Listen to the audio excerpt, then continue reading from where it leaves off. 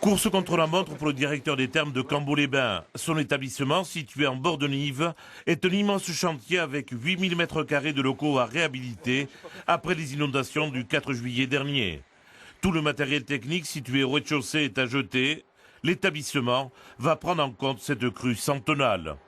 Nous allons tenir compte de cet événement exceptionnel pour réaménager un certain nombre d'espaces, notamment la rehausse de la digue qui a été construite en 1993. Cette rehausse se fera sur 50 cm. Nous allons prolonger des murets le long de la berge. Nous allons délocaliser du matériel sensible. Estimation du montant des travaux, entre 5 et 7 millions d'euros. Une grande partie du personnel est au chômage partiel. En haute saison, l'établissement emploie 135 salariés. 75% des salariés sont actuellement en activité partielle. L'impact économique est bien sûr important, bien évidemment en premier lieu pour l'établissement thermal, mais également pour l'ensemble de l'économie locale. Le directeur l'assure, les thermes rouvriront le 23 février prochain. En attendant, le préjudice économique est colossal.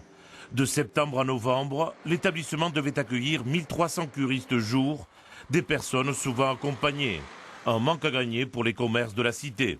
Il y a beaucoup moins de monde dans Cambo, c'est beaucoup plus calme par rapport à cette période de l'année où on travaille normalement très bien, quoi. Ça a été flagrant dès le premier jour des inondations. L'absence des curistes se fait ressentir énormément. Oui. Autre secteur touché, les loueurs de meublés de Cambo et des communes environnantes. 75% des curistes sont hébergés à l'extérieur de l'établissement thermal.